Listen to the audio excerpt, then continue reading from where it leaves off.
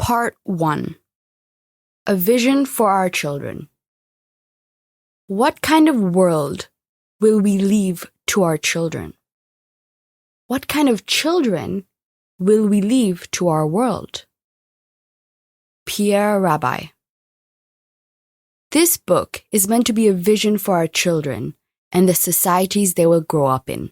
We therefore start the book with a reflection on childhood. How are we putting children on this world? What are the genetic expectations of babies and young children? And how can we be more compassionate towards them? We will have a look at birth, immunization, and raising infants and children. Societies often ignore their genetic expectations. We will discuss some practical ways on how to meet children's developmental needs and how to let them grow up to be happy and healthy and well adapted to their environment. Our recurring theme of this first part will be how, in the past 2 centuries, we have started to intervene unnecessarily with natural processes that have been designed by millions of years of evolution. We have given birth and raised children since the beginning of time. Our bodies and brains are very well adapted to these processes. Yet, in our more recent history, we have developed technological and psychological techniques that disrupt the natural flow of things. This does not mean to say that technology or psychology is always bad. Definitely not. What is problematic, though, is that there seems to be a deep mistrust in our society towards nature and the way we are designed.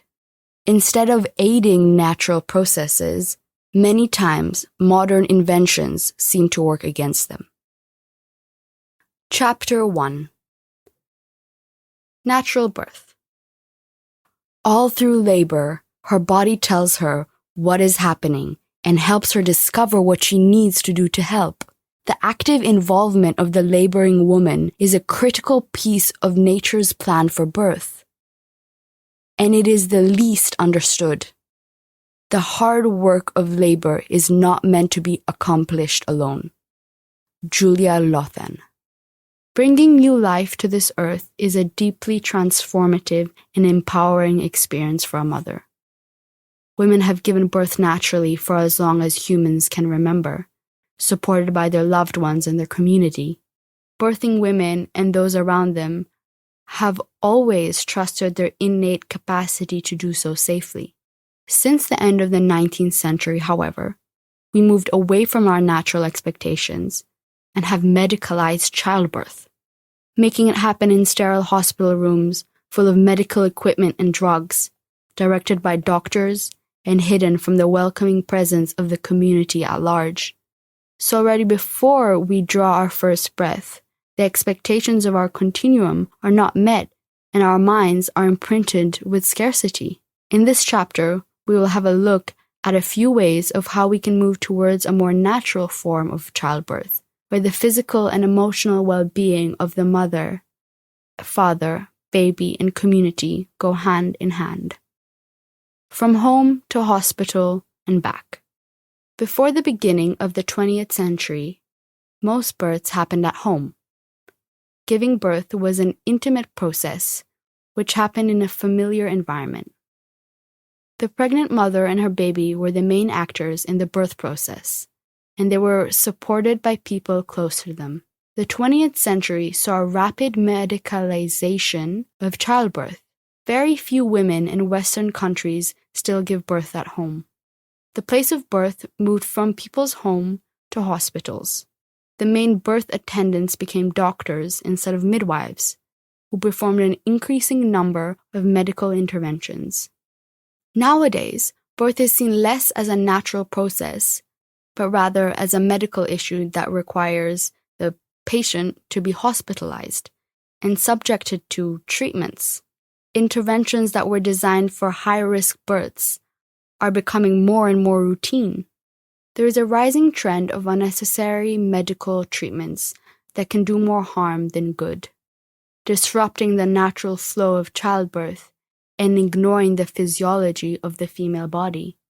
The female body has a wisdom in it that has developed over millions of years of evolution. Yet we are increasingly putting our trust in technologies that are altering the natural functioning of her body.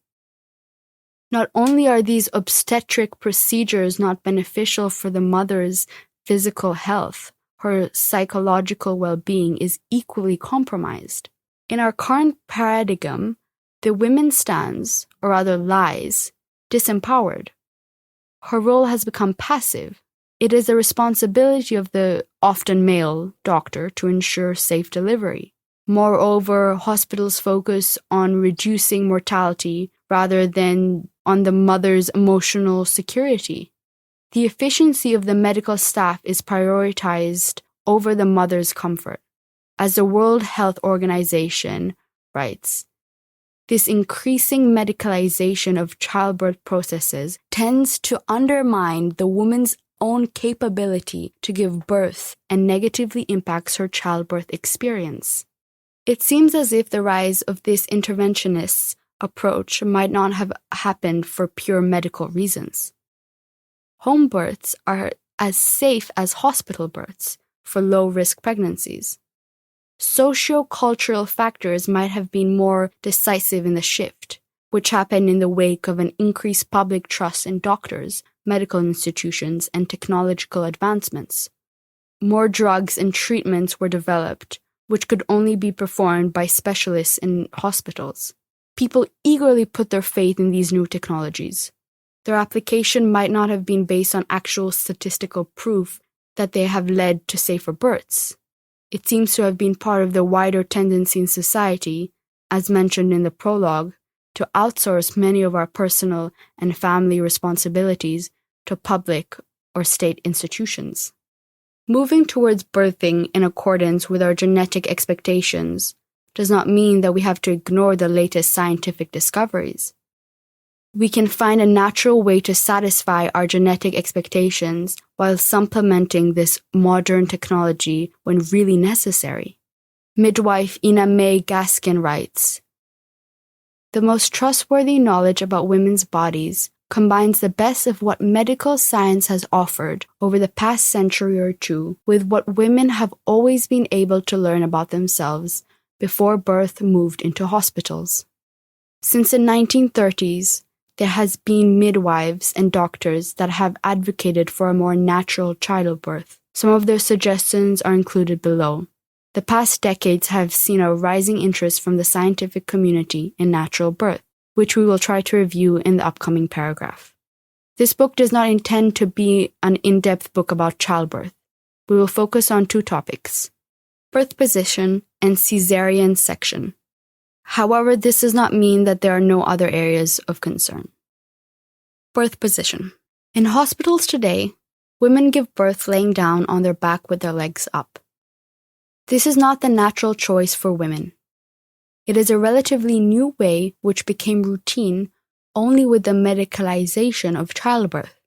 Anthropological research has shown that there are many different positions to give birth: squatting, standing, hands and knees, sitting on a birth stool, laying on the side. Upright positions are more common. Women can use the help of props and midwives and move around and switch positions. The laying down position is used in hospitals simply because it is more convenient for doctors. It makes it easier for them to observe the progress of the labor and to intervene in case of emergency. In modern hospitals, even in low-risk pregnancies and deliveries, the heart rate of the baby is constantly monitored.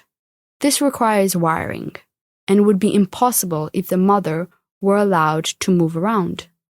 Even more so, the frequent use of anesthesia for delivery makes moving around nearly impossible. The World Health Organization recommends giving women the freedom to move around and adopt a position of their choice, including upright positions.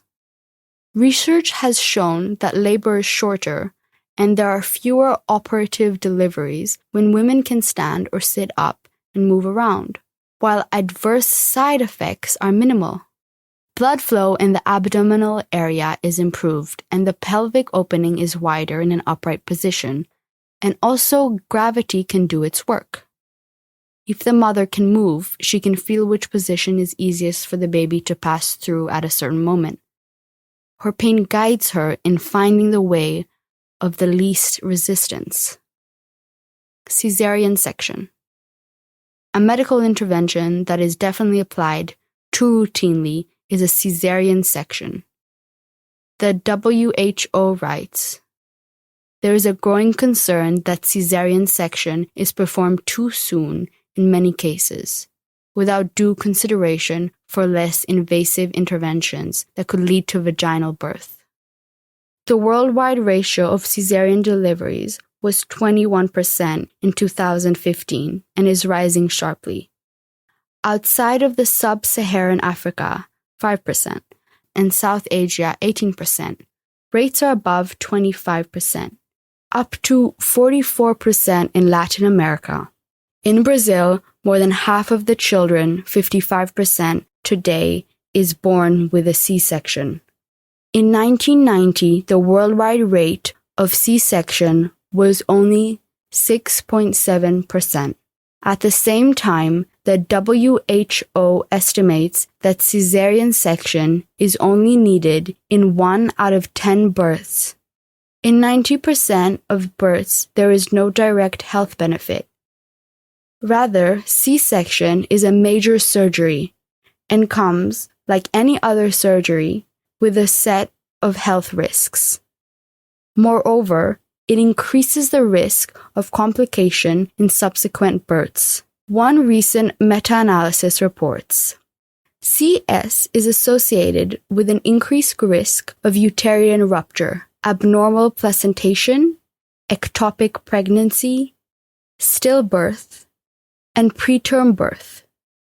In subsequent births, short-term risks of CS include altered immune development, an increased likelihood of allergy, atopy, and asthma, and reduced intestinal gut microbiome diversity. The persistence of these risks into later life is less well investigated, although an association between CS use and greater incidence of late childhood obesity and asthma are frequently reported. Caesarean birth also seems to lead to worse psychological outcomes. Women undergoing them feel more helpless. They experience the birth as more stressful and less satisfactory. They tend to breastfeed less and may show less attachment behavior towards their children. There is some evidence that children that are born vaginally grow up with higher emotional intelligence. The majority of C-sections in developed countries are elective C-sections. They are not done for medical reasons, but for convenience's sake, for the comfort of either doctor or mother, or both. Doctors can choose cesareans out of fear of being sued. People erroneously believe C-sections to be safer, so if anything goes wrong, they are more likely to sue their doctors if they choose vaginal birth. Another advantage of C-sections is you can plan them during working hours. In some places, doctors simply do not have enough experience anymore with vaginal deliveries to be confident enough to assist them. Women can go for cesarean out of fear of labor pain or because of the belief that CS is safer and involves less complications. Some women opt for CS because it is easier to plan and combine with their work and family life. Altogether, birth by elective CS tends to be presented as controllable, convenient, fashionable, and modern. Let me end this chapter with an anecdote. I once saw a documentary on caesarean section. There was a lady in it who said she was very career-minded. She did not want to waste too much time on giving birth. Therefore, she had scheduled her C-section right before the weekend, so she could start working from home again right after the weekend. I cannot imagine the amount of scarcity this baby will feel.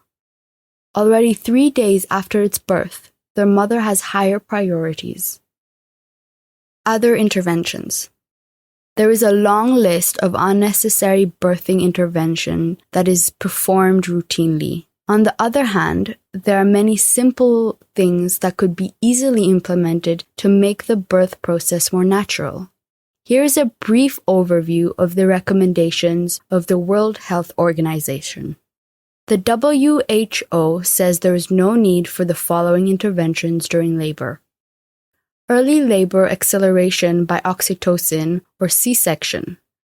Labor might not naturally start to accelerate until the cervix, the uterus entrance, has reached an opening of 5 centimeters. Pelvimetry. Measuring up the shape of the mother's pelvis. Any healthy mother should be given a try at natural labor, regardless of the size of the pelvis. Pelvimetry is an unnecessary inconvenience that can lead to unneeded C-sections and has no proven benefits. Cardioautography. Continuous recording of the fetal heart rate via an ultrasound transducer placed on the mother's abdomen. It is not routinely needed for healthy women and can lead to other unnecessary interventions and C-sections. It prevents women from being able to move around during childbirth. In some countries, this intervention is done by doctors to give an impression of safety and to protect themselves from litigation. Enema. Injection of fluid via the rectum. This is not proven to accelerate labor or have any other clinical benefits. It is considered invasive and associated with discomfort for women. Routinely disinfecting the vagina. The use of an additional intervention with no clinical benefit further undermines the natural process of birth. Amniotomy. Artificial rupture of membranes in order to accelerate labor. The potential benefits outweigh the harms. Again, it gives unnecessary discomfort to mothers. Similarly, antispasmodic drugs, pain relief, nor intravenous fluids are recommended in order to prevent delay of labor. Routine use of episiotomy, making an incision in the perineum in order to enlarge the opening for the baby to pass through. There is no proof of its effectiveness and it may have adverse side effects. After birth, there is, under normal circumstances, no need to give antibiotic treatment to the mother. This includes women receiving episiotomy. There are a number of simple interventions that could be done to create a more comfortable, natural atmosphere for birth. Beyond the practices discussed in the 2 previous paragraphs, the WHO also recommends things like allowing mothers a companion of choice during labor and birth, having a midwife or group of midwives support the mother throughout pregnancy, birth, and nursing. In order to make this possible, the community should have enough well-trained midwives available, relaxation techniques for pain relief during labor, such as progressive muscle relaxation, breathing, music, mindfulness, massage, and warm packs, allowing women to follow their own natural urge to push during labor, instead of doctors telling them when to push, massage, warm compresses, and hands-on guarding in order to prevent the perineum from tearing.